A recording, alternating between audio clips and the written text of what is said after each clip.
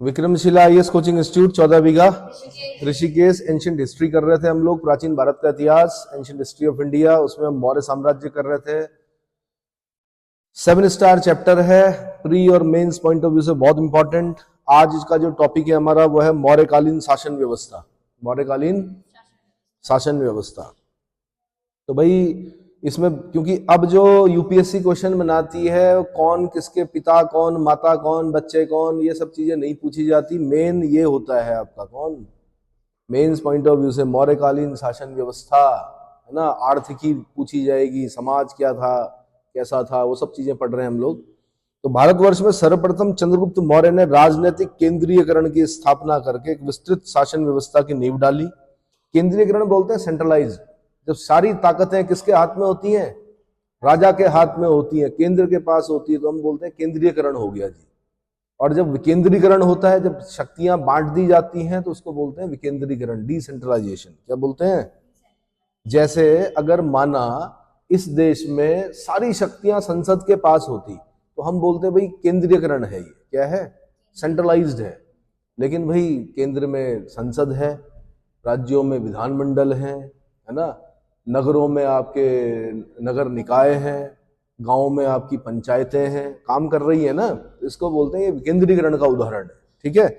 लेकिन भारत में सर्वप्रथम चंद्रगुप्त मौर्य ने राजनीतिक केंद्रीकरण की स्थापना करके एक विस्तृत शासन व्यवस्था की नींव डाली, जिसकी राजधानी कहां थी? पाटलिपुत्र थी।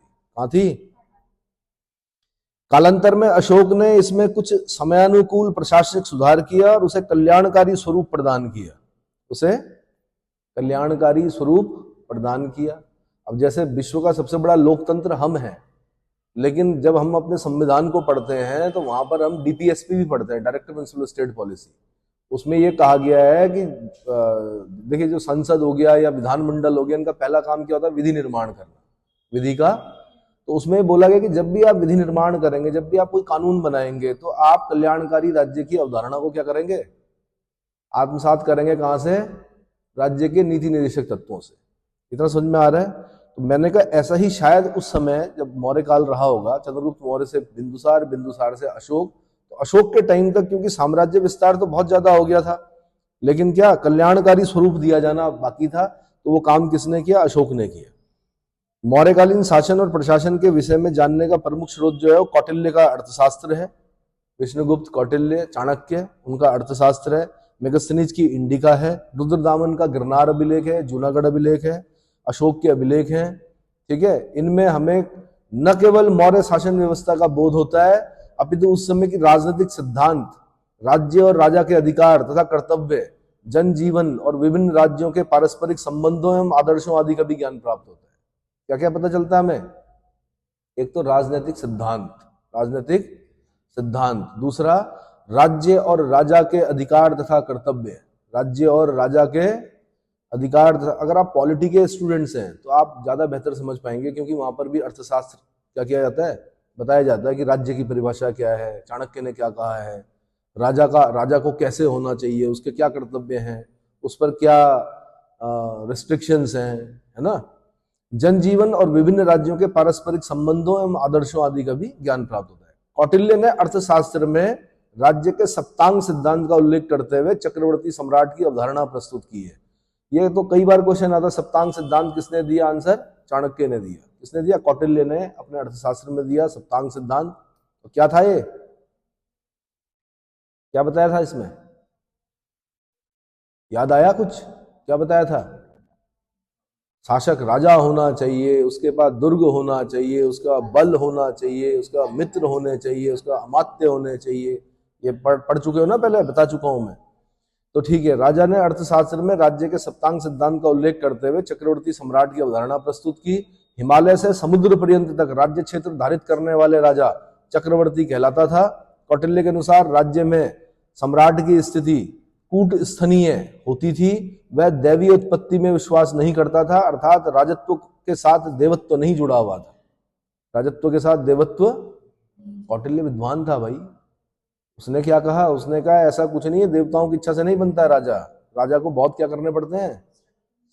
स्ट्रगल करने पड़ते हैं, साम्राज्य विस्तार करना पड़ता है ना। गुप्तचर व्यवस्था को बहुत चाक चौबंद करना पड़ता है। और क्या? उसके विरुद्ध षड्यंत्र भी होते हैं, उसकी हत्या की हर समय क्या होती है, संभावना होती है। तो उसकी सुरक्षा की भी बात की चाणक्य ने, कौटिल्य ने। बल्कि आपने पढ़ा होगा कि चंद्रगुप्त मौर्य के जो अंगरक्षिकाएं होती थी उनको सम्रानुरागिनी कहते थे, महिलाएं होती थी उसकी अंगरक्षिकाएं। जैसे अभी आपके, जैसे हमारे बड़े लीडर्स होते हैं ना, जैसे मोदी जी हैं या प्रधानमंत्री हैं, राष्ट्रपति हैं, तो राष्ट्रपति के पास अपना अंगरक्षक दल होता है, प्रधानमंत्री के साथ अपना क्या होते हैं, क्या बोलते हैं उनको, जेड सिक्योरिटी अलग चीज हो गई है जी, एसपीजी पता है, ब्रीफ केस लेके जो भागते हैं गाड़ी के साथ, एसपीजी। तो वो दैवीय उत्पत्ति में विश्वास नहीं करता है, अर्थात राजत्व के साथ देवत्व नहीं जुड़ा। लेकिन जैसे ही आप पहला ज्ञात ब्राह्मण राजवंश पढ़ेंगे, पुष्यमित्र शुंग को पढ़ेंगे, तो उसका राजपुरोहित कौन है, पतंजलि है। उनके राजपुरोहित कौन है, पुष्यमित्र शुंग के पतंजलि है। और वो पतंजलि क्या करेंगे, देवत्व सिद्धांत को फिर दोबारा प्रतिस्थापित करेंगे। ठीक है, अच्छा जी। अच्छा, मौर्यकालीन प्रशासन का एक ढांचा अगर मैं समझाऊं आपको, तो सबसे ऊपर राजा होता था, जो कि राज्य का सर्वे सर्वा होता था। क्या होता था, राज्य का सर्वे सर्वा। उसके बाद राज्य के बाद, राजा के बाद प्रांत के जो प्रमुख होते थे वहां कुमार होते थे, राजकुमारों को दिया जाती थी ये रिस्पॉन्सिबिलिटी। प्रांत में कौन होते थे, कुमार। प्रांत से नीचे होते थे मंडल। मंडल का जो प्रमुख होता था वो प्रदेश का होता था। मंडल का क्या होता था, जैसे आज कमिश्नर होते हैं ना, जैसे उत्तराखंड है तो 2 कमिश्नर ही हैं यहाँ पर, एक गढ़वाल कमिश्नर, एक कुमाऊं कमिश्नर। ये पता है, 2 पार्ट होते हैं, गढ़वाल कमिश्नर और कुमाऊं कमिश्नर। तो आज की कमिश्नरी के समतुल्य मंडल हो गया। उसके नीचे होते थे आहार या विषय। इनका प्रमुख जो होता था वो विषयपति या स्थानिक होता था, विषयपति या स्थानिक। उसके नीचे फिर स्थानीय होता था। इसके अंतर्गत 800 ग्राम आते थे। अब यूपीएससी यहां से क्वेश्चन पूछती है, वो बोलती मौर्य काल में 800 गांव का जो क्या होता था, प्रधान होता था, जिसके अंडर में होते थे 800 गांव, उसे क्या बोलते थे, स्थानीय या समूह। 800 ग्रामों का समूह क्या कहलाता था, स्थानीय। 400 ग्रामों का समूह क्या कहलाता था, द्रोणमुख। 200 ग्रामों का समूह क्या कहलाता था, खारवटिक, है ना। और 10 ग्रामों का समूह क्या कहलाता था, संग्रहण। और सबसे नीचे होता था गांव। 100 होने चाहिए यहाँ पे। 100 गांवों का समूह जो होता था संग्रहण, और उसके नीचे गांव, ग्राम। सबसे छोटी इकाई क्या होती थी प्रशासन की, आज भी सबसे छोटी इकाई क्या होती है, ग्राम होती है। अब मैं आ रहा हूं केंद्रीय प्रशासन में, किसमें, तो मौर्यकालीन शासन व्यवस्था में एक राजतंत्रात्मक व्यवस्था थी, जिसमें सम्राट के पास सभी शक्तियां और अधिकार निहित थे। कौटिल्य ने राजा को धर्म प्रवर्तक अर्थात विधि निर्माता कहा है। राजा को क्या कहा है, विधि निर्माता कहा है। राजाज्ञा ही सर्वोपरि कानून था। जो राजा ने आज्ञा दे दी वही क्या था, कानून था। सम्राट ही साम्राज्य के सभी महत्वपूर्ण अधिकारियों की नियुक्ति करता था। वह अपने कार्यों में अमात्यों, मंत्रियों और अधिकारियों से सहायता प्राप्त करता था। कौटिल्य के अनुसार राज्य रूपी रथ का पहिया बिना योग्य अमात्यों के संचालित नहीं किया जा सकता। राज्य रूपी रथ का पहिया बिना योग्य अमात्यों के संचालित नहीं किया जा सकता। ये ध्यान रखना भाई। ऐसे इतिहास में कई उदाहरण हैं जहां पर राजा योग्य नहीं है लेकिन उसके अमात्य योग्य हैं, और वो राज्य बहुत अच्छा चला। और वर्तमान में भी अगर आप देख लें तो कई बार क्या होता है कि जो पॉलिटिकल लोग होते हैं उनको उतना नॉलेज नहीं होता है। उनके जो सचिव होते हैं, मुख्य सचिव होते हैं, वो बड़े अगर इंटेलिजेंट हैं, वो अगर बहुत चाक चौबंद है, तो समझ लीजिए बहुत अच्छा शासन चलता है उस समय। समझ में आ गया। अमात्य या सचिव राज्य के प्रमुख पदाधिकारियों की एक सामान्य संज्ञा थी। इन्हीं अमात्यों को यूनानी लेखक सभासद तथा निर्धारक यानी काउंसलर्स और एसेसर्स कहते थे। यूनानी लेखकों ने क्या कहा, सभासद और निर्धारकों को क्या कहा है, काउंसलर्स और एसेसर्स कहा है। ये सार्वजनिक कार्यों में सम्राट की सहायता करते थे। इनकी तुलना आज के आईएएस संवर्ग के अधिकारियों से की जा सकती है। जैसे आज सीनियर आईएएस होते हैं, अरे भाई जैसे आप माना एक उत्तराखंड का एग्जाम्पल ले लें। उत्तराखंड में मुख्यमंत्री हैं, अन्य विभागों, अन्य जो मंत्री हैं उनको अलग अलग विभाग दिए गए हैं, लेकिन काम कहाँ होता है, काम सचिवालय में होता है। कहाँ पर होता है, सरकार का सबसे बड़ा जो सरकारी कार्यालय होता है वो सचिवालय होता है। वहां कौन बैठते हैं, सचिव बैठते हैं। हर सचिव के अंडर में क्या होता है, कोई ना कोई मंत्रालय होता है, कोई गृह सचिव होगा, कोई, समझ रहे हैं, मतलब अलग अलग क्या होंगे, विभाग होंगे वहां पर, उनके सचिव होंगे, उनके ऊपर भी फिर एक मुख्य सचिव होंगे, है ना? नहीं पता? अब काम कौन करते हैं? नहीं, काम शुरू कहां से होता है? काम क्लरिकल स्टाफ से शुरू होता है, मतलब जो टाइप करेंगे, सहायक समीक्षा अधिकारी, फिर समीक्षा अधिकारी के पास जाएगा, फिर समीक्षा अधिकारी से अनुसचिव के पास जाएगा, फिर अनुसचिव से नहीं, समीक्षा अधिकारी से सेक्शन ऑफिसर के पास जाएगा, सेक्शन ऑफिसर से फिर अनुसचिव के पास जाएगा, फिर बहुत सारे ऊपर चलते रहते हैं, तब वो चेक होते हुए वो कागज क्या लास्ट में साइन होगा, किससे? मुख्य सचिव से। इतना समझ में आ गया? तो अगर ग्रुप सी की प्रिपरेशन करोगे तो क्लरिकल में जाओगे, और अगर आप आईएएस वगैरह की तैयारी करोगे तो ऊपर बैठकर साइनिंग अथॉरिटी। समझ में आ गया? तब आपको टाइप नहीं करना है ना?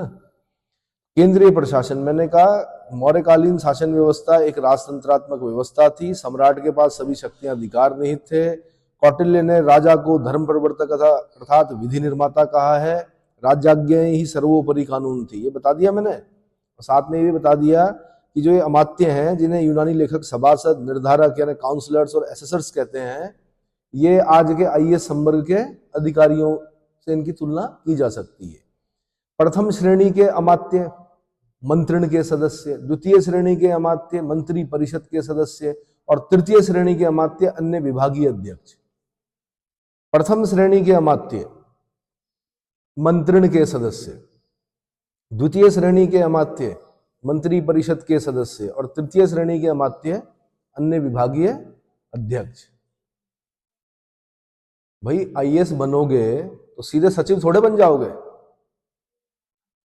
आप। माना आपने आईएएस निकाल दिया तो एज ए प्रशिक्षु आपको पहले एसडीएम की तरह काम करना है, फिर मिलेगा आपको डीएम का ओहदा कुछ समय बाद, फिर आपको धीरे धीरे धीरे जैसे जैसे आपकी सीनियरिटी और जैसे जैसे आपका क्या अनुभव बढ़ता जाएगा, वैसे वैसे आपके रैंक भी बढ़ते जाएंगे। और एक समय आएगा, अगर आप सही उम्र में निकल जाते हो 21, 22, 23, 24 में, तब जाके आप सचिव, मुख्य सचिव जैसे पदों को क्या करोगे, आप सुशोभित करोगे। वो भी अगर आपका पूरा जो कार्यकाल है वो बिल्कुल पाक साफ रहा, तो बीच में घूस ले ली, पकड़े गए, कुछ गड़बड़ कर दी, तब नहीं। समझ में आया? और अगर आपके अंदर क्या होगा, कार्य क्षमताएं, आपकी कार्य दक्षता बहुत अच्छी होगी, ठीक है, तो ही आपको बुलाया जाएगा।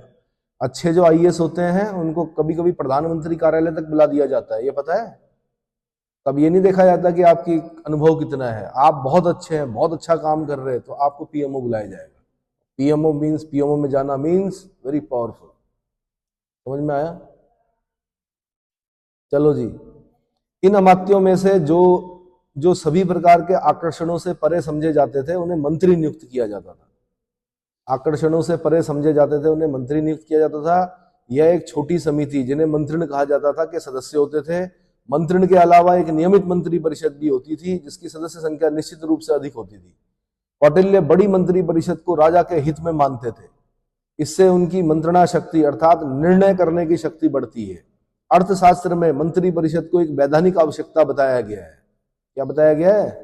वैधानिक आवश्यकता बताया गया है, जिसकी सहायता से राजत्व संभव हो पाता है, जिसकी सहायता से राजत्व संभव हो पाता है। राजवृत्ति अर्थात राज कार्य को संचालित करने की 3 वृत्तियां प्रत्यक्ष, परोक्ष और अनुमेय थी। प्रत्यक्ष, परोक्ष और अनुमेय थी। जो अपनी आंखों से देखा वह प्रत्यक्ष, जिसे दूसरे लोग बताएं वह परोक्ष, और कृत कार्यों को देखकर शेष का अनुमान कर लेना ही अनुमेय था। अब ये यूपीएससी से क्वेश्चन पूछती है, छोटा सा पार्ट उठाएगी आपसे कि अर्थशास्त्र में कृत कार्यों को देखकर शेष का अनुमान कर लेना क्या कहलाता था? आंसर अनुमेय कहलाता था। या जिसे दूसरे अर्थशास्त्र में जिसे दूसरे लोग बताएं उन्हें क्या कहा गया है? परोक्ष। क्या कहा गया है? परोक्ष कहा गया है। ठीक है, तो 3 वृत्तियों में, वृत्तियों से प्रश्न पूछेगा, वो बता भी देगा पहले कि अर्थशास्त्र में राज कार्यों को संचालित करने की 3 वृत्तियां बताई गई है, और ये नहीं बताएगा कौन कौन सी बताई गई है, 3 वृत्तियां बताई गई हैं। उनमें से कृत कार्यों को देखकर शेष का अनुमान कर लेना, ये कौन सी वृत्ति थी? आंसर अनुमेय थी। समझ में आ गया? ठीक है भाई, ये याद कर लेना, 800 ग्रामों का समूह स्थानीय, 400 ग्रामों का समूह द्रोणमुख, 200 ग्रामों का समूह खारवटिक और 100 ग्रामों का समूह संग्रहण। समझ में आ गया? ठीक है। मंत्रिण संभवतः युवराज, प्रधानमंत्री, सेनापति, सन्निधाता से मिलकर गठित होता था। किससे? युवराज, प्रधानमंत्री, सेनापति और सन्निधाता। ये दो वर्ड पढ़ेंगे आप अभी, सन्निधाता, समाहर्ता। सन्निधाता हो गया ट्रेजरर, राजकोष जिसके पास है। समाहर्ता हो गया टैक्स कलेक्टर। सन्निधाता क्या हो गया? सॉरी, समाहर्ता जो हो गया वो क्या होगा? टैक्स हर्ता। हर्ता मतलब जो क्या करे? Tax collector. और सन्निधाता हो गया ट्रेजरर। ट्रेजरर मतलब राजकोष का अध्यक्ष। समझ में आ गया? तो मंत्रिण संभवतः कौन होते थे? युवराज, प्रधानमंत्री, सेनापति, सन्निधाता से मिलकर गठित होती थी। मंत्रिण से आत्यायिक विषय हो, यानी जिनके बारे में तुरंत निर्णय लेना हो पर सलाह ली जाती थी। आत्यायिक विषय हो, बड़ा अच्छा शब्द है आत्यायिक। आत्यायिक शब्द विषय बोलते हैं जिनके बारे में तुरंत निर्णय लेना होता है, तो उसको बोलते हैं आत्यायिक विषय। तो मंत्रिण से आत्यायिक विषयों पर सलाह ली जाती थी। मंत्रिण के सदस्य मंत्री परिषद के सदस्यों की अपेक्षा अधिक श्रेष्ठ होते थे। मंत्रिण के सदस्य को 48,000 पर्ण चांदी के सिक्के वार्षिक वेतन देय था। ये भी एक बार यूपीएससी ने क्वेश्चन पूछा कि भाई सबसे ऊपर अथॉरिटी जो है और सबसे नीचे का जो कर्मचारी है उनके वेतन में कितने का अनुपात था? तो कहा तो यहाँ 48,000 पर्ण मिल रहे हैं, और जो सबसे नीचे का कर्मचारी होगा उसका भी पढ़ेंगे अभी हम, उसका वेतन कितना था। तो बहुत ऊंचे वेतन थे उस जमाने में, 48,000 पर्ण। इतने ऊंचे वेतन क्यों दिए जा रहे हैं? ताकि ईमान ना डोले, आकर्षणों से क्या रहे? मुक्त रहे। राज्य ही सब कुछ दे रहा है आपको, अभी भी देता है राज्य, पर फिर भी क्या है कि वो एक कुछ बीमारी होती है कुछ लोगों को। जैसे एक आईएएस है, उसको निवास स्थल दिया जा रहा है, उसको ऑर्डरलीज दिए जा रहे हैं, उसको गाड़ी दी जा रही है, उसको कर्मचारी दिए जा रहे हैं, है ना। उसकी सेवा में हर समय क्या है? कई कर्मचारी लगे हैं। वेतन भी ठीक ठाक है, वेतन भी क्या है? अच्छा मिलता है, लेकिन फिर भी क्या करना है? कुछ लोग भ्रष्ट हो जाते हैं। क्या करें, है ना। जब तक प्रशिक्षु होते हैं वो, तब तक सबसे अच्छे होते हैं। क्या होते हैं? ईमानदार जिसे बोलते हैं। जहां सर्विस बुक में नाम चढ़ा उसका धीरे धीरे धीरे धीरे ग्रहण करो वाली प्रथा पे क्या करते हैं फिर? समझ में आ गया मैं क्या बताना चाह रहा हूं? ठीक है, तो आपने ईमानदार अधिकारी बनना है। क्या बनना है? ईमानदार। मंत्री परिषद। अच्छा, वर्तमान में भारतीय शासन प्रणाली में मंत्रिण की तुलना कैबिनेट से की जाती है। आपको यह भी समझा दूं मैं, जैसे अगर आप केंद्र में देखेंगे प्रधानमंत्री होते हैं, प्रधानमंत्री के साथ किन्हें देखते हैं आप ज्यादा? गृह मंत्री हो गए, रक्षा मंत्री हो गए, वित्त मंत्री हो गए। ये कुछ ऐसे मंत्री होते हैं जिनसे सबसे पहले क्या की जाती है? आपसी सलाह की जाती है, उसका कैबिनेट बिठाई जाती है। ये पता है ना, वर्तमान में 3 प्रकार के मंत्री होते हैं केंद्र में। एक होते कैबिनेट मिनिस्टर, जिनके पास मंत्रालय होते हैं, जैसे रक्षा मंत्री, विदेश मंत्री, वित्त मंत्री, गृह मंत्री, और भी हैं कोयला खनन मंत्री, मतलब जिनका मंत्रालय है वो कैबिनेट है, कैबिनेट मिनिस्टर्स। दूसरे होते हैं कौन से? उपमंत्री, नहीं राज्य मंत्री। दूसरे होते हैं राज्य मंत्री, रक्षा राज्य मंत्री, वित्त राज्य मंत्री, मतलब जिनके नाम के आगे राज्य लगाओ। अब राज्य मंत्री का मतलब सोचना कि राज्य में काम करते हो, हैं केंद्र में, लेकिन उनका जो डिजिग्नेशन लग गया वो लग गया रक्षा राज्य मंत्री। अब जैसे रक्षा मंत्री जो है हमारे कौन है? हाँ, राजनाथ सिंह जी हैं, लेकिन रक्षा राज्य मंत्री कौन है? ये नाम याद नहीं होगा आपको, है ना। तो क्या होता है, कई बार राज्य मंत्रियों को कैबिनेट की बैठक में बैठने का अधिकार नहीं होता, लेकिन बहुत बड़ा मुद्दा आ गया, कोई वॉर मतलब युद्ध की स्थिति है, तो हो सकता है रक्षा राज्य मंत्री को भी क्या किया जाए? आमंत्रित किया। एक फिर उप मंत्री होता है, एक क्या होगा? तो 3 प्रकार के मंत्री होते हैं, और इन 3 प्रकार के मंत्रियों को मिलाकर ही हम क्या बोलते हैं? मंत्री परिषद, काउंसिल ऑफ मिनिस्टर्स बोलते हैं। क्या बोलते हैं? मंत्री परिषद। और जो कैबिनेट मिनिस्टर हैं खाली, वो हो गए मंत्रिमंडल, उनको क्या बोलते हैं? कई बच्चे क्या करते हैं, मंत्रिमंडल मंत्री परिषद एक ही समझते हैं। मंत्रिमंडल मीन्स सिर्फ कैबिनेट मिनिस्टर्स, और मंत्री परिषद मीन्स कैबिनेट मिनिस्टर्स प्लस राज्य मंत्री प्लस उपमंत्री। तो ऐसे ही मैं कह रहा हूं कि वर्तमान में भारतीय शासन प्रणाली में जो मौर्यकालीन मंत्रिण थे उनकी तुलना कैबिनेट से की जा सकती है। समझ में आ गया? हाँ, लगभग लगभग। मंत्री परिषद जिसका अशोक के अभिलेखों में परिषा के रूप में उल्लेख हुआ है, इसका दायित्व कार्य को प्रारंभ करना, प्रारंभ हुए कार्यों को पूरा करना, पूर्ण कार्य में सुधार करना और राजाज्ञा का कठोरता से पालन करवाना था। अतः यह एक कार्यकारिणी सभा थी। वर्तमान में इसकी तुलना केंद्रीय मंत्री परिषद से की जा सकती है। किससे? केंद्रीय मंत्री परिषद से की जा सकती है। मंत्री परिषद के सदस्यों को 12,000 पर्ण वार्षिक वेतन देता। कितना? 12,000। अब देखो मंत्रिण जो है 48,000 पर्ण। कितने? ठीक है। मंत्री परिषद के जो अन्य सदस्य हैं, मतलब मंत्री परिषद के सदस्यों ने 12,000 पर्ण। 12 4 जा 48, 4:1 का रेशियो तो यहीं पर आ गया। और अभी देखना, जब छोटा सा जो कर्मचारी होगा उसका बहुत कम होगा वेतन, तो अनुपात आएगा कुछ बड़ा चौंकाने वाला अनुपात आएगा।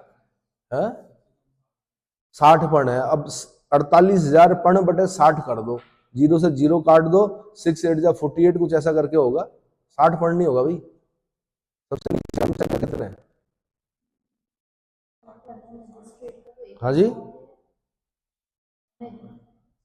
आ जाएगा, अभी आगे बता दूंगा मैं। चलिए आगे आगे आइए। अर्थशास्त्र के अनुसार मंत्री परिषद की मंत्रणा अति गुप्त रखी जाती थी। मंत्री परिषद के निर्णय बहुमत को भूयिष्ठ शब्द का प्रयोग किया गया है। किसका? भूयिष्ठ शब्द का प्रयोग किया गया है। जो सदस्य अनुपस्थित रहता था वह पत्र द्वारा अपना मत भेज सकता था। पत्र के द्वारा अपना मत भेज सकता था। आवश्यकता होने पर सम्राट मंत्री परिषद के बहुमत के विरुद्ध निर्णय कर सकता था। सम्राट मंत्री परिषद के बहुमत के विरुद्ध भी निर्णय कर सकता था। अशोक ने अपने 6वें शिलालेख में कहा है कि जिस किसी विषय पर परिषद में मतभेद हो उसकी सूचना मुझे तत्काल दी जाए। उसकी सूचना मुझे अर्थशास्त्र में केंद्रीय प्रशासन का वृहद विवरण प्राप्त होता है।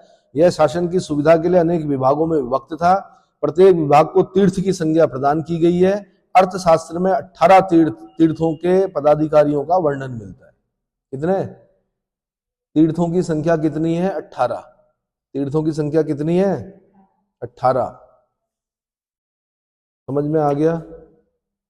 और ये तीर्थ हमने अभी पढ़ने हैं। क्या पढ़ने हैं? अब यही पूछेगा वो, कौटिल्य के अर्थशास्त्र में तीर्थों की संख्या कितनी बताई गई है? तो ये तीर्थ वो 12 ज्योतिर्लिंग 4 धाम नहीं है। ये तीर्थ क्या है? 18 है। इनके बारे में बता रहा हूं अभी मैं। तो जैसे हो गए प्रधानमंत्री। प्रधानमंत्री भी क्या है? पहले तीर्थ हो गए। प्रधानमंत्री क्या हो गए? दूसरे तीर्थ हो गए युवराज। तीसरे हो गए सेनापति। चौथे हो गए सन्निधाता। 5वें हो गए समाहर्ता। 6ठे हो गए व्यवहारिक। 7वें हो गए प्रदेष्टा। 8वें हो गए मंत्री परिषदाध्यक्ष। 9वें हो गए दंडपाल। 10वें हो गए अंतापाल। 11वें दुर्गपाल। 12वें नागरक। 13वें आटविक। 14वें प्रशास्ता। 15वें कर्मांतिक। 16वें नायक। 17वें दौवारिक और 18वें अंतर्वशिक। अंतर्वशिक। ये समझ में आया? तो 18 तीर्थों को बारे में हमने पढ़ना है कि क्या क्या काम करते थे। ठीक। तो सबसे पहले प्रधानमंत्री और पुरोहित। चंद्रगुप्त मौर्य के काल में इन दोनों पदों को एक साथ कौटिल्य धारण करते थे। प्रधानमंत्री भी थे और पुरोहित भी थे। बिंदुसार के काल में कुछ समय तक कौटिल्य और कौटिल्य के पश्चात खल्लाटक प्रधानमंत्री रहे। पहले कौटिल्य रहे, जब कौटिल्य की मृत्यु हो गई उसके बाद खल्लाटक रहे। अशोक के समय राधागुप्त प्रधानमंत्री थे। कौन थे? राधागुप्त। कौन? अशोक के समय पुरोहित का उल्लेख नहीं मिलता है। पुरोहित का उल्लेख। दूसरे हो गए युवराज। यह सम्राट का उत्तराधिकारी होता था तथा उसके शासनकाल में प्रशासनिक कार्यों में उसकी मदद करता था। तीसरे हो गए सेनापति। यह युद्ध विभाग का मंत्री होता था। सेनापति क्या होता था? चौथा हो गया सन्निधाता। यह राजकीय कोषाध्यक्ष था। राजकीय कोषाध्यक्ष था। 5वां हो गया समाहर्ता। यह राजस्व विभाग, राजस्व मतलब बोलते हैं रेवेन्यू जो डिपार्टमेंट है, यानी जो समाहर्ता है, वो राजस्व विभाग का प्रमुख अधिकारी होता था। इसका प्रमुख कार्य राजस्व एकत्र करना, आय व्यय का विवरण रखना, वार्षिक बजट तैयार करना था। जनपदीय कार्यों में सहायता करने के लिए समाहर्ता के अधीन शुल्काध्यक्ष, पण्याध्यक्ष, शीताध्यक्ष आदि पदाधिकारी कार्य करते थे। कौन कौन? अभी अध्यक्ष भी पढ़ने हैं आगे। 18 तो तीर्थ पढ़े आपने, उसके बाद अध्यक्ष भी होते थे। हाँ 26 अध्यक्ष पढ़ने हैं, गणिकाध्यक्ष, सूत्राध्यक्ष, सूनाध्यक्ष, विविताध्यक्ष, लक्षणाध्यक्ष, बहुत सारे अध्यक्ष पढ़ने हैं। पर मैं यहाँ पर बता रहा हूँ कि समाहर्ता के अधीन शुल्काध्यक्ष, पण्याध्यक्ष और सीताध्यक्ष इत्यादि पदाधिकारी क्या करते थे, कार्य करते थे। इतना समझ में आ गया। तो समाहर्ता का काम क्या हो गया भाई? समाहर्ता मतलब टैक्स कलेक्टर। लेकिन टैक्स कलेक्ट करने के लिए क्या करना है भाई? राजस्व को एकत्र करना, यानी रेवेन्यू को एकत्र करना। दूसरा, आय व्यय, इनकम और एक्सपेंडिचर का विवरण रखना। अगला, वार्षिक बजट तैयार करना। वार्षिक बजट तैयार करना, ये सब समाहर्ता का कार्य था। इतना समझ में आ गया। अगला 6 नंबर पे आ गया व्यवहारिक। यह दीवानी न्यायालय का प्रमुख न्यायाधीश था।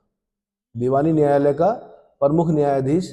कोर्ट 2 प्रकार के होते हैं। वैसे तो एक तीसरा प्रकार ट्रिब्यूनल हो गया, अधिकरण जिनको बोलते हैं, पर मैं बोल रहा हूँ 2 प्रकार के कोर्ट देखे होंगे आपने। एक होता सिविल कोर्ट, एक होता क्रिमिनल कोर्ट। जमीन जायदाद के जो मामले जाते हैं वो कहाँ जाते हैं? सिविल कोर्ट में जाते हैं। ठीक है। हत्या के जो मामले जाते हैं वो आपराधिक क्रिमिनल कोर्ट में जाते हैं। ठीक है। आईपीसी, सीपीसी ये पढ़े हैं कानून। तो व्यवहारिक जो दीवानी न्यायालय का प्रमुख न्यायाधीश होता है। दीवानी सिविल कोर्ट, सिविल कोर्ट जमीन जायदाद वाले कि जमीन घेर ली आपकी किसी ने 100 गज, कहाँ जाओगे? Civil court. ठीक है। एडवोकेट भी अलग अलग देखे होंगे आपने। भाई पूछते हैं पहले हम कि एडवोकेट आप कौन से एडवोकेट हैं? वो बोलते हैं हम सिविल के हैं, सिविल मैटर्स देखते हैं। ठीक है। कोई बोलता है मैं क्रिमिनल मैटर्स देखता हूं। ठीक है। अच्छा जी, अगले हो गए प्रदेष्टा। ये फौजदारी न्यायालय का मुख्य न्यायाधीश होता था। प्रदेष्टा क्या था? फौजदारी न्यायालय का प्रमुख न्यायाधीश। फौजदारी मतलब क्रिमिनल कोर्ट। क्रिमिनल कोर्ट का प्रमुख न्यायाधीश कौन होता था? प्रदेष्टा। अगला मंत्री परिषद अध्यक्ष। मंत्री परिषद का अध्यक्ष होता था। मंत्री परिषद अध्यक्ष कौन होता था? मंत्री परिषद का अध्यक्ष। मंत्री परिषद हो गया council of ministers. Council of ministers का अध्यक्ष कौन? उसको मंत्री परिषद अध्यक्ष ही बोलते थे। अगला हो गया दंडपाल। यह सेना की सामग्रियों को जुटाने वाला प्रमुख अधिकारी था। दंडपाल क्या था? सेना की सामग्रियों को जुटाने वाला प्रमुख अधिकारी क्या कहलाता था? दंडपाल। अगला होता था अंतापाल, सीमावर्ती दुर्गों का रक्षक। ये क्वेश्चन बना हुआ उत्तराखंड में पीसीएस में। सीमावर्ती दुर्गों का रक्षक क्या कहलाता था? आंसर अंतापाल। अगला दुर्गपाल, यह राज्य के भीतरी भागों में स्थित दुर्गों का रक्षक होता था। भीतरी भागों में स्थित दुर्गों का रक्षक क्या कहलाता था? दुर्गपाल कहलाता था। ठीक है। अगला हो गया नागरक। नगर का प्रमुख अधिकारी कौन होता था? नागरक। फिर हो गया आटविक। वन विभाग का प्रमुख क्या कहलाता था? आटविक, है ना। प्रशासता, राज्य के समस्त विभागों का रिकॉर्ड अक्षपटल नामक एक कार्यालय में रखा जाता था। इस कार्यालय का सर्वोच्च अधिकारी प्रशासता होता था। राजकीय कागजातों को सुरक्षित रखता था और राजकीय आज्ञाओं को लिपिबद्ध करने वाला प्रधान अधिकारी होता था। राजकीय आज्ञाओं को लिपिबद्ध करने वाला प्रमुख अधिकारी प्रशासता। प्रशासता। अगला हो गया कर्मांतिक। राज्य के उद्योग धंधों का प्रमुख निरीक्षक कौन होता था? कर्मांतिक। अगला हो गया नायक। यह युद्ध में सेना का संचालन करता था। युद्ध में सेना का संचालन करता था। अगला हो गया दौवारिक। यह राजमहल की देखरेख करने वाला प्रमुख अधिकारी था। राजमहल में देखरेख करने वाला प्रमुख अधिकारी दौवारिक। अगला हो गया अंतर्वशिक। यह सम्राट की अंगरक्षक सेना का प्रधान होता था। अंगरक्षक सेना का प्रधान होता था। तो अर्थशास्त्र में इन 18 तीर्थों के अतिरिक्त इसके द्वितीय अधिकरण यानी अध्यक्ष प्रचार में 26 अध्यक्षों और उनके कार्यों तथा विभागों का भी उल्लेख किया गया है। ये राज्य की तीसरी श्रेणी के पदाधिकारी थे, यानी ग्रेड सी, तीसरी श्रेणी के पदाधिकारी थे। इन अध्यक्षों को ही मगस्थनीज ने मजिस्ट्रेट कहा है। इन 26 अध्यक्षों को क्या कहा है? मजिस्ट्रेट। इनके अनुसार इनमें से कुछ के नियंत्रण में बाजार, कुछ के नगर और अन्य के सेना का प्रबंध होता था। कुछ नदियों की देखरेख करते थे, भूमि मापते थे, जैसे कि मिस्र में होता था, इजिप्ट में। ये सार्वजनिक मार्गों का निरीक्षण करते थे और प्रत्येक 10 स्टेडिया की दूरी पर एक स्तंभ स्थापित करवाते थे। ये ध्यान रखना, हर 10 स्टेडिया पर एक स्तंभ गड़ा रहता था जिस पर लिखा होता था कि अब कितनी दूर है। जो आपका सफर है वो आसान हो जाता है। सड़कों के किनारे लगे हुए वो जो स्तंभ होते हैं, जब लिखा होता है कि अब देहरादून कितने किलोमीटर, जब यहाँ से चले हम तो पता चला कि भाई 40-45 किलोमीटर। फिर जब 25 किलोमीटर लिखा होता कहीं पे, अब लगता है हाँ पहुँचने वाले हैं। फिर 5 किलोमीटर, फिर 2 किलोमीटर, है ना। फिर लिखा होता 0 यानी पहुँच गए। है ना। तो मैंने क्या बताया, ये सार्वजनिक मार्गों का निरीक्षण करते थे, प्रत्येक 10 स्टेडिया की दूरी पर एक स्तंभ स्थापित करवाते थे। इन अध्यक्षों के अधीन कोई ना कोई राज्य के विभाग होता था। अध्यक्षों को 1000 पौंड वार्षिक वेतन मिलता था। कितना? अब देखो, मंत्री जो थे, जो कैबिनेट मिनिस्टर्स थे उस समय के, उनको 48,000 पौंड वार्षिक वेतन। फिर जो मंत्री परिषद थी, काउंसिल ऑफ मिनिस्टर्स, यानी जो केंद्रीय मंत्री होते हैं वर्तमान में, अन्य जो मंत्री होते हैं, उनका 12,000 पौंड।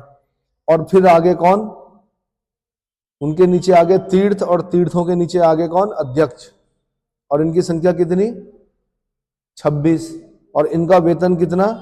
1000 पौंड। और इनको मेगास्थनीज ने क्या कहा है? मजिस्ट्रेट कहा है। क्या कहा है? मजिस्ट्रेट। तो जैसे कौन कौन होते थे ये?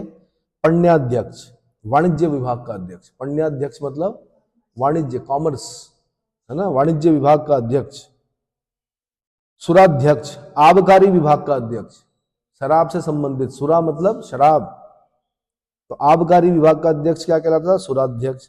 ऐसे सूनाध्यक्ष, बूचड़ खाने का अध्यक्ष, जहां जानवर कटते थे, बूचड़ खाने का अध्यक्ष क्या होगा? सूनाध्यक्ष। गणिकाध्यक्ष, ये गणिकाओं यानी वैश्याओं का निरीक्षक। वैश्याओं का निरीक्षक क्या कहलाता था? गणिकाध्यक्ष। अगला सीताध्यक्ष, यह राजकीय कृषि विभाग का अध्यक्ष था। राजकीय कृषि विभाग का अध्यक्ष था। इसके अधीन राज्य के भूमि से प्राप्त आय की व्यवस्था थी। राज्य की भूमि से होने वाली आय को सीता कहा जाता था। क्या कहते थे? देखो, वैदिक काल में हमने पढ़ा कि हल से जो लकीर बनी होती थी उसको सीता कहते थे। क्या कहते थे? और सीता माता का नाम भी इसीलिए है सीता। क्यों है? क्योंकि उन्होंने गर्भ से जन्म नहीं लिया था। कहां से? भूमि से हुए थे ना। दिल्ली जहां पर आज है कुरुक्षेत्र का मैदान है, कुरुक्षेत्र का मैदान था। दिल्ली जहां पर आज है कुरुक्षेत्र का मैदान था। उसमें कुछ एक ऐसी कविता है, उसमें बता रखा था कि राजा जनक के बारे में बता रखा। फिर राजा जनक के बारे में बताया कि जो थे वो स्वयं हल जोतते थे कि, और जो सीता माता निकली थी वो हल जोतते हुए एक घड़े में प्राप्त हुई थी। इसमें है ना, तो इसीलिए उनका नाम क्या रखा गया? तो मैंने कहा हल से बनी लकीर को सीता कहते थे, लेकिन यहां पर सीता किसको बोल रहे हैं मौर्य काल में? राजकीय भूमि। राजकीय भूमि को क्या बोल रहे हैं? सीता। क्या अभी भी आपने कोई राजकीय भूमि देखी है? फॉरेस्ट की जो लैंड होगी वो राजकीय भूमि है। रेलवे की जो भूमि है वो राजकीय भूमि है ना। फॉरेस्ट की लैंड पे आप कब्जा नहीं कर सकते। आज नहीं तो कल आपको क्या किया जाएगा? वहां से उठाया जाएगा। रेलवे की जमीन पे आप कब्जा नहीं कर सकते। करके देखना, नोटिस नहीं आता उसमें, सीधे क्या जेसीबी आती है। अगला हो गया अकराध्यक्ष, यह खानों का अध्यक्ष होता था। खानों का अध्यक्ष। कोषागार अध्यक्ष, यह राज्य के भंडार या कोषागार का अध्यक्ष होता था। अगला है पौतवाध्यक्ष, माप तौल विभाग का अध्यक्ष। यहां से क्वेश्चन बना है, माप तौल विभाग का अध्यक्ष।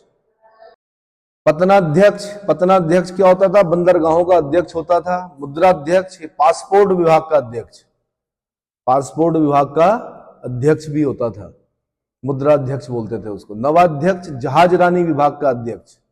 जहाज रानी विभाग का अध्यक्ष क्या कहलाता था? नवाध्यक्ष। अगला संस्थाध्यक्ष, व्यापारिक मार्गों का अध्यक्ष।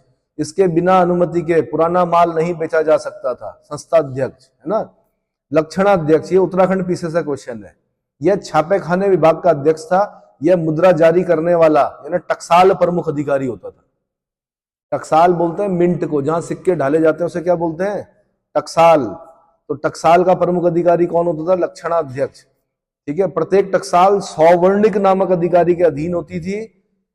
कौटिल्य के अर्थशास्त्र में मुद्रा जाल साजों का उल्लेख किया गया है।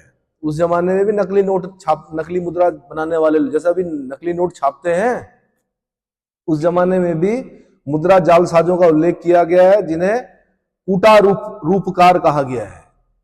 जाली मुद्रा छापने वालों को क्या बोला गया है? कूटा रूपकार की संज्ञा प्रदान की गई है। अगला विविताध्यक्ष, ये भी उत्तराखंड में पूछा गया क्वेश्चन। चारागाहों का अध्यक्ष क्या कहलाता था? विविताध्यक्ष। क्या कहलाता था? इसका अन्य कार्य कुओं, जलाशयों का निर्माण और जंगल के मार्गों की सुरक्षा करना था। किसका? विविताध्यक्ष का कुएं खुदवाना, जलाशयों का निर्माण करवाना, जंगल के मार्गों की सुरक्षा करवाना किसका कार्य था? विविताध्यक्ष का। अगला हो गया कुप्याध्यक्ष, यह वनों का अध्यक्ष होता था। कौन? कुप्याध्यक्ष। अगला हो गया आयुद्धगाराध्यक्ष, यह आयुद्धगार का अध्यक्ष होता था। ऑर्डिनेंस, आयुद्ध बोलते हैं किसको? ऑर्डिनेंस। गोला बारूद, जो भी उस जमाने में, उस समय गोला बारूद नहीं होता था, लेकिन उस जमाने में तीर तलवार बर्छे ढाल जो भी चीजें होंगी, भाले भाले, है ना। अगला हो गया सूत्राध्यक्ष, कताई बुनाई विभाग का अध्यक्ष होता था। कौन? सूत्राध्यक्ष। अगला हो गया गौ अध्यक्ष, पशुधन विभाग का अध्यक्ष क्या कहलाता था? गौ अध्यक्ष कहलाता था। देवता अध्यक्ष, यह धार्मिक संस्थाओं का अध्यक्ष था। अगला मानाध्यक्ष, दूरी और समय से संबंधित साधनों को नियंत्रित करने वाले विभाग का अध्यक्ष क्या कहलाता था? मानाध्यक्ष। अगला हस्त्याध्यक्ष, हाथियों से संबंधित विभाग का अध्यक्ष, हस्त्याध्यक्ष। अगला सुवर्णाध्यक्ष, सोने से संबंधित विभाग का अध्यक्ष कौन? सुवर्णाध्यक्ष। अक्षपटलाध्यक्ष, यह महालेखाकार था। अक्षपटलाध्यक्ष क्या था? महालेखाकार, ऑडिटर जनरल, है ना, महालेखाकार था, जिसके नियंत्रण में दो प्रमुख विभाग थे, चल मुद्रा एवं लेखा विभाग। चल मुद्रा एवं लेखा विभाग। अगला है लोहाध्यक्ष, यह धातु विभाग का अध्यक्ष होता था। अगला शुल्काध्यक्ष, व्यापार कर वसूलने वाला अध्यक्ष होता था। ऐसे ही अश्वाध्यक्ष, ये घोड़ों का अध्यक्ष होता था। अश्वाध्यक्ष क्या होता था? घोड़ों का अध्यक्ष होता था। इतना समझ में आ गया? ठीक है, तो कुछ चीजें मैं बता देता हूं आपको, अन्य चीजें, कुछ एडिशनल इंफॉर्मेशन की। जो एक मैकफेल थे, उन्होंने अशोक की तुलना सम्राट सेंट पॉल से की है। अशोक की तुलना सम्राट सेंट पॉल से किसने की? आंसर मैकफेल ने की। ऐसे ही एक रिज डेविडस हुए, रिज डेविडस नामक विद्वान ने अशोक की तुलना कॉन्स्टेंटाइन से की है। किससे? कॉन्स्टेंटाइन से की है। ऐसे एक इतिहासविद H.G. वेल्स हैं, उनके अनुसार इतिहास के स्तंभों को भरने वाले राजाओं, सम्राटों, धर्माधिकारियों, संत महात्माओं आदि के बीच अशोक का नाम प्रकाशमान है और आकाश में प्राय एकाकी तारा के रूप में चमकता है। जितने लोगों ने कॉन्स्टेंटाइन का कभी नाम सुना है, उससे भी अधिक लोग आज आदर पूर्वक अशोक का स्मरण करते हैं। कौन लिख रहे हैं? H.G. वेल्स लिख रहे हैं। कौन लिख रहे हैं? ऐसे ही चार्ल्स इलियट ने सम्राट अशोक के संबंध में लिखा है कि पवित्र सम्राटों की दीर्घा में वह अकेला ही खड़ा है, शायद एक ऐसे व्यक्ति के समान जिसका अनुराग संतुलित, दयावान एवं सुखद जीवन के लिए था, अपितु मानव तथा पशु का एक हितैषी मात्र था। बहुत सारा लिखा है। तो H.G. विलियट ने, चार्ल्स इलियट ने भी उनके बारे में बहुत अच्छा लिखा है। ठीक है, बाकी मैंने आपको बता दिया। केंद्रीय मौर्य प्रशासन को अगर एक दृष्टि में देखेंगे आप, तो सबसे ऊपर सम्राट होता है, सम्राट के नीचे मंत्रिण होते हैं, जो कि वर्तमान कैबिनेट के समान होते हैं, जिनका वेतन जो होता है वो 48,000 पण, 48,000 पण वार्षिक होता है। उसके नीचे मंत्री परिषद होती है, जो केंद्रीय मंत्री परिषद वर्तमान में केंद्रीय मंत्री परिषद के समान मानी जाती है। इनका वेतन जो होता है वो 12,000 पण, कितना? वार्षिक वेतन 12,000 पण। उसके नीचे तीर्थ होते हैं, तीर्थों की संख्या 18 दी गई है कौटिल्य के अर्थशास्त्र में। उसके नीचे 26 अध्यक्ष होते थे, और अध्यक्षों को यूनानियों ने क्या कहा? मजिस्ट्रेट कहा है। और इनका वेतन जो होता था वो 1,000 पण वेतन होता था। कितना समझ में आ गया? अच्छा, राज्य और राजा के संबंध में कौटिल्य ने कुछ विचार प्रस्तुत किए हैं, वो भी समझा देता हूं। उसके बाद प्रांतीय प्रशासन कराऊंगा मैं। क्या कराऊंगा? ये मैंने केंद्रीय प्रशासन कराया अभी खाली। तो राज्य और राजा के संबंध में कौटिल्य ने क्या विचार प्रस्तुत किए हैं? तो कौटिल्य ने राज्य को मानव शरीर समतुल्य मानकर उसके 7 अंगों का उल्लेख किया है। जैसे सबसे पहले स्वामी यानी राजा, ये राज्य रूपी शरीर का शीर्ष होता है। राज्य को अगर हम शरीर मान लें तो उसका जो सिर है, शीर्ष, वो कौन है? राजा। अगर सिर नहीं है किसी व्यक्ति का तो क्या वो व्यक्ति है? जीवित है? नहीं है। तो स्वामी या राजा जो हो गया वो राज्य रूपी शरीर का शीर्ष हो गया। दूसरा अमात्य यानी मंत्री, अमात्य मतलब मंत्री। राज्य रूपी शरीर की जो आंखें हैं वो कौन है? मंत्री हैं। फिर हो गया राष्ट्र, राज्य रूपी शरीर के जो पैर हैं वो कौन है? राष्ट्र है। फिर उसका दुर्ग, राज्य रूपी शरीर की जो बाहें हैं, बाहें वो क्या है? दुर्ग है। फिर कोश, राज्य रूपी शरीर का जो मुख है वो कोश है। फिर दंड, राज्य का जो मस्तिष्क है वो क्या है? दंड। और मित्र, राज्य रूपी शरीर के जो कान है वो क्या है? मित्र। तो सप्तांग सिद्धांत में राजा, मंत्री, राष्ट्र, दुर्ग, कोश, दंड और मित्र की बात कही है किसने? चाणक्य ने, कौटिल्य ने। तो यूपीएससी क्या करती है, मैच करने के लिए देगी। वो पूछेगी कि राज्य में, राज्य रूपी शरीर का कौन से अंग से किसकी तुलना की गई है मौर्य काल में। तो मैंने कहा राजा की तुलना शीर्ष से, मंत्री की तुलना आंखों से, राष्ट्र की तुलना पैर से, दुर्ग की तुलना बाहों से, कोश की तुलना मुख से, दंड की तुलना मस्तिष्क से और मित्र की तुलना कान से की गई है। राज्य के 7 अंगों में कौटिल्य ने राजा को ही राज्य का सर्वोच्च एवं प्रधान अंग माना है। उन्होंने राजतंत्रीय व्यवस्था का समर्थन किया है। कौटिल्य क्या करते हैं? राजतंत्रीय व्यवस्था का समर्थन करते हैं। ठीक है। अब वर्तमान में तो लोकतंत्र चल रहा है, तो लोकतंत्र वाले राजतंत्र को पसंद नहीं करते हैं। क्या नहीं करते? Government by the people, of the people and for the people, Abraham Lincoln परिभाषा दी लोकतंत्र की। ठीक है। तो राजतंत्रीय व्यवस्था का समर्थन। कौटिल्य ने राजा के संबंध में बहुत ऊंचे आदर्शों, उद्देश्यों एवं कर्तव्यों का वर्णन किया है। उनके अनुसार राजा में कुछ गुण होने चाहिए। कौन कौन से? नंबर 1, वह ऊंचे कुल का हो। क्या हो? ऊंचे कुल का हो। नंबर 2, उसमें दैवीय बुद्धि और दैवीय शक्ति हो। तीसरा, वह वृद्ध जनों की बातें सुनने वाला हो। वृद्ध जनों की बातें सुनने वाला हो। अगला, धार्मिक हो, सत्य भाषण करने वाला हो। क्या हो? धार्मिक हो और सत्य भाषण करने वाला हो। अगला, परस्पर विरोधी बातें ना करे। परस्पर, उसका लक्ष्य बहुत ऊंचा हो, उसमें उत्साह अत्यधिक हो और दूरदर्शी हो। उसमें अत्यधिक उत्साह हो और वह क्या हो? दूरदर्शी हो। वह दीर्घसूत्री ना हो। वह दीर्घसूत्री ना हो। अरे कुछ कार्यक्रम चलते हैं दीर्घसूत्री कार्यक्रम, अब वो उसी को चलाए जा रहे हैं। वो फेल हो गए तब भी चलाए जा रहे। हटाने पड़ते हैं ना कुछ चीजें। दीर्घसूत्री मतलब कई बार जो आपके एक्सपेरिमेंट होते हैं वो सफल नहीं होते हैं, वहां पर उसको छोड़ देना चाहिए, फिर उसको नए प्रकार से करना चाहिए। तो दीर्घसूत्री ना हो, उसकी परिषद छोटी ना हो, उसकी यानी उसका जो परिषद हो बड़ी हो, उसके सलाहकार क्या हो? खूब सारे हो। सामंत राजाओं को अपने वश में रखने में समर्थ हो। छोटे जो राजा होते हैं नीचे के, उनको अपने वश में रखने में समर्थ हो। उसकी बुद्धि बहुत तीक्ष्ण हो। स्मरण शक्ति, बुद्धि और बल प्रचुर मात्रा में होना चाहिए, है ना। सब शिल्पों में निपुण हो। हर शिल्प में क्या हो? निपुण हो। काम, क्रोध, लोभ, मोह आदि के पूर्ण नियंत्रण होना चाहिए। काम, क्रोध, लोभ और मोह आदि पर पूर्ण नियंत्रण होना चाहिए। कौटिल्य राजा को 6 रिपुओं काम, क्रोध, लोभ, मोह, मद और हर्ष पर विजय प्राप्त करने को कहता है। किस पर? काम, क्रोध, लोभ, मोह, मद और हर्ष। We should not be overjoyed in our achievements and disconsolate in our failures. मतलब हमें अपनी उपलब्धियों पर बहुत ज्यादा खुश नहीं होना चाहिए और अपनी असफलताओं पर बहुत ज्यादा दुखी भी नहीं होना चाहिए। एक जगह पर कहा गया है। तो 6 रिपु कौन कौन से बताए गए हैं? काम, क्रोध, लोभ, मोह, मद और हर्ष।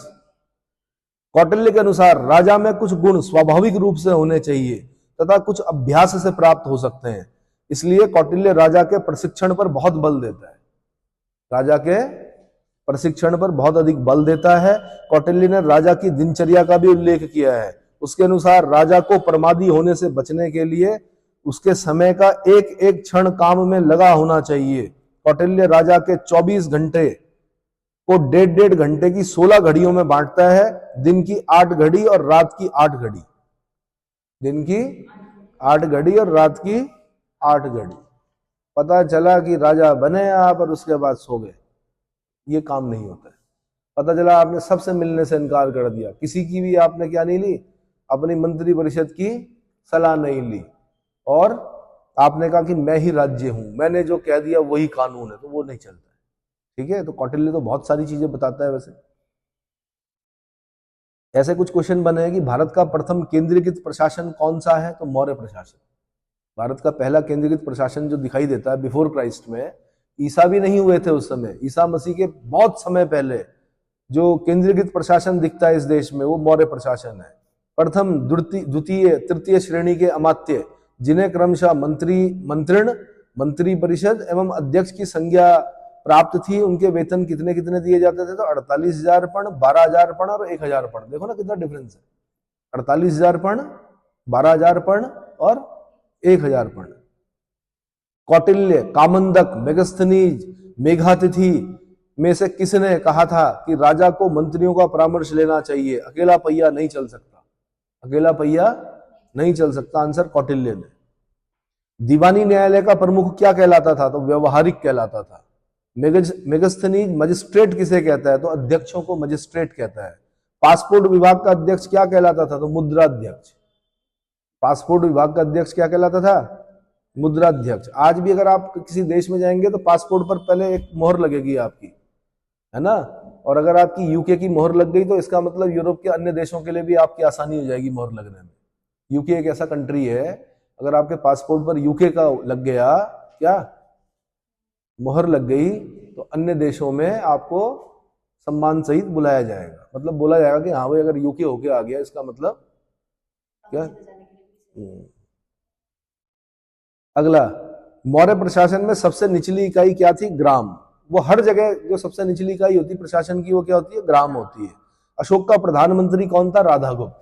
मैंने कहा नहीं, दुर्भाग्य से इस देश में अशोक पर एक पिक्चर बनाई गई, उसमें शाहरुख खान को हीरो बनाया गया, डैनी को उसमें राधागुप्त बनाया गया। डैनी बार बार अशोक के नाक पे मार रहा है, बार बार नाक से ब्लड निकल रहा है। कोई ऐसा इस तरह से दिखाएंगे क्या आप अशोक महान को, इसका मतलब कुछ ना कुछ चल रहा है आपके बॉलीवुड में। यानी इतने बड़े सम्राट को इतना छोटा दिखा दिया कि पूछो मत, है ना। और कारुवकी को दिखा दिया क्या, पृथ्वीराज कपूर के परिवार से हैं जो बालिका, क्या नाम है, वाइफ ऑफ सैफ अली खान, क्या नाम है उनका, है करीना कपूर, को उसमें कारुवकी बता दिया। नहीं आया समझ में, और बिल्कुल पता नहीं क्या, मेरी तो समझ में नहीं आई वो पिक्चर, मतलब कि किसी भी रूप में वो ऐतिहासिक नहीं है। ठीक है, तो राधागुप्त जो था वो अशोक का क्या था भाई, प्रधानमंत्री था। पाटलिपुत्र नगर के शासन प्रबंध संबंधी जिन समितियों का उल्लेख मेगस्थनीज करता है, उसमें कितने सदस्य थे, 5 सदस्य थे। मेगस्थनीज अपनी इंडिका में बताता है कि पाटलिपुत्र नगर के शासन प्रबंध के लिए क्या थी, 5 सदस्यों की कितनी समितियां, 6 समितियां थी। 5 सदस्यों की 6 समितियां थी, और उन 6 समितियों के काम भी बता रखे हैं। कोई समिति जन्म मरण का पंजीकरण कर रही है, तो कोई विदेशी जो बाहर से आ रहे हैं उनकी देखभाल कर रही है, कोई ये देख रही है कि क्या कम तो नहीं तोला जा रहा, कहीं माप तोल कम तो नहीं हो रही है, बाट कहीं कम तो नहीं कर दी है। अशोक के अभिलेखों में, अगला है, अशोक के अभिलेखों में परिषा शब्द किसके लिए प्रयुक्त हुआ है, तो मंत्री परिषद के लिए। मंत्री परिषद के लिए परिषा शब्द का उल्लेख किया गया है। कौटिल्य ने राजा की दिनचर्या को कितने घड़ी में बांटा है, 16 घड़ियों में बांटा है। उसने कहा राजा का एक एक मिनट क्या होना चाहिए, इसमें रेस्ट भी होगा, ऐसा नहीं कि सोता नहीं होगा राजा, मगर उसका एक एक समय जो है वो क्या होगा, प्रजा के कार्यों के लिए होगा। किसके लिए, जैसे कि मैंने बताया ना आपको कि कौटिल्य राजा के 24 घंटों को 1.5 घंटे की 16 घड़ियों में बांटता है। 8 घड़ियां दिन की और 8 घड़ियां रात की। और जो कौटिल्य का जो राजा है वो सिर्फ 3 घंटे सोता है, यानी 2 घड़ी सोता है। कितने, और आप कितना सोते हो, हाँ जी 4 घड़ी, 4 घड़ी कम से कम, और मिल जाए रेस्ट करने के लिए तो क्या 5 घड़ी और 6 घड़ी और 7 घड़ी 8 घड़ी, है ना। तो आप खुद सोच लो कि अगर कोई 24 वर्ष का है और 8 घंटे सो रहा है, तो क्या बोलते हैं 8 तियां 24 होता है, यानी 8 साल तक तो वो सोया ही रहा अपने जीवन काल में। पर जो कौटिल्य का राजा है वो 2 घड़ी सोता है खाली, और 3 घंटे सोता है। कितने, 3 घंटे सोता है। और जितने भी बड़े लोग हुए हैं उनसे पूछना कभी कितना सोते हो। जैसे सबसे पहले मैं ट्रंप पे आता हूं, ट्रंप से पूछना कितने घंटे सोते हैं, ट्रंप 3 घंटे सोता है, अमेरिका का राष्ट्रपति इस अवस्था में। कितना, मोदी जी से पूछना आप कितने घंटे सोते हो, योगी जी से पूछना कितने घंटे सोते हो। ये लोग बहुत कम सोते हैं भाई। ये लोग किसमें रहते हैं, कार्यों में संलग्न रहते हैं। यहां से एक बालक ऑल इंडिया 16-17 रैंक आया, उसने बताया हमें ट्रेनिंग में सोने ही नहीं दिया जाता, लेफ्टिनेंट इस समय सोने ही नहीं दिया जाता। और सर अब आदत पड़ गई, पहले हम सोचते थे कि 6 घंटे नहीं सोएंगे तो पागल हो जाएंगे, लेकिन अब 2 घंटे में ही नींद पूरी हो जाती, 3 घंटे में नींद पूरी हो जाती। क्या हो जाती है, ये तो डिपेंड करता है ना आप कितना थके हुए हो। आप थके हुए हो, आपकी नींद तीन तीन घंटे में आराम से क्या हो जाएगी। विद्यार्थी जो होते हैं, अच्छे विद्यार्थी, सिविल सर्विस एस्पिरेंट जो होते हैं, वैसे तो डॉक्टर्स कहते हैं कि 6 घंटे सोना चाहिए, लेकिन लास्ट में जब मेंस चल रहा होता है तो मुझे नहीं लगता कि 2-3 घंटे ज्यादा कोई सोता होगा। पावर नैप ली जाती है किताबों के ऊपर ही, है ना। कंफर्ट जोन से बाहर निकलिए तभी जाके कुछ होगा। तो चलिए जी, कितना 16 घड़ियां मैंने बता दी। कौटिल्य का राजा 3 घंटे सोता था, यानी 2 घड़ी सोता था खाली। अच्छा, अशोक के दक्षिणापथ प्रांत की राजधानी कहां थी? तो सुवर्णगिरी थी। दक्षिणापथ प्रांत की राजधानी कहां थी? सुवर्णगिरी थी। मौर्य काल में प्रांत को क्या कहा जाता था? चक्र कहा जाता था। प्रांत को क्या बोलते थे? चक्र कहा जाता था। मौर्य सैन्य व्यवस्था के अंतर्गत युद्ध में सेना का संचालन कौन करता था? तो नायक करता था। सेना का संचालन नायक करता था। मौर्यकालीन नगरीय परिषद में कौन सी समिति जन्म मरण का पंजीकरण करती थी, जनगणना करती थी, सेंसस लाती थी? आंसर, तीसरी समिति। मैंने आपको बताया था कि मेगस्थनीज ने अपने इंडिका में पाटलिपुत्र के नगर प्रशासन के लिए 5-5 सदस्यों की 6 समितियों का उल्लेख किया है। 5 छके 30 होता है ना। तो वो 6 समितियों में जो तीसरी समिति है वो जन्म मरण का पंजीकरण करती थी। क्या करती थी? जनगणना करती थी, यानी सेंसस। सेंसस ही बहुत जरूरी है। सेंसस से क्या पता चलता है कि हमारे देश की जनसंख्या कितनी है, कितने पुरुष हैं, कितनी महिलाएं हैं, सेक्स रेशियो कितना है, लिटरेसी कितनी है ना। और क्या पता चलता है? बहुत सारी चीजें देखी जाती हैं उसमें। हाँ, तो उससे क्या होगा? उससे 2 चीजें आएंगी। जो हमारा बचपन है, हमने उसमें ये पढ़ा कि क्या हमारे यहाँ जनसंख्या विस्फोट हो गया है। क्या हो गया? डराया गया, जनसंख्या विस्फोट हो गया है, ऐसा हो गया है। उस पर लिखते थे हम निबंध में, ठीक है। और जनसंख्या को बहुत ही नेगेटिव तरीके से बताई गई। फिर एक नई सरकार आई, उसने कहा हमारे पास 3 डी हैं। 1 इज डेमोक्रेसी, 2 इज डेमोग्राफी। सबसे ज्यादा युवाओं वाला देश क्या है? भारत है। और तीसरा बोला कि हमारे पास क्या डिमांड है। तब जाके कॉन्फिडेंस आया हमारे अंदर कि भैया अधिक जनसंख्या भी खराब नहीं होती है अगर मानव संसाधन पर काम किया जाए, अगर युवाओं को स्किल्ड किया जाए, तो फिर हमसे ऊपर कोई है ही नहीं। चलो जी, आगे बढ़ते हैं। कौटिल्य के अनुसार धानवन दुर्ग कहां स्थापित होते थे? आंसर, मरुभूमि में। धानवन वन कहां स्थापित होते थे? धानवन दुर्ग, सॉरी, धानवन दुर्ग कहां स्थापित होते थे? मरुभूमि में। यानी मरुभूमि में भी दुर्ग बनाए जाते थे, धानवन दुर्ग कहा जाता था उनको।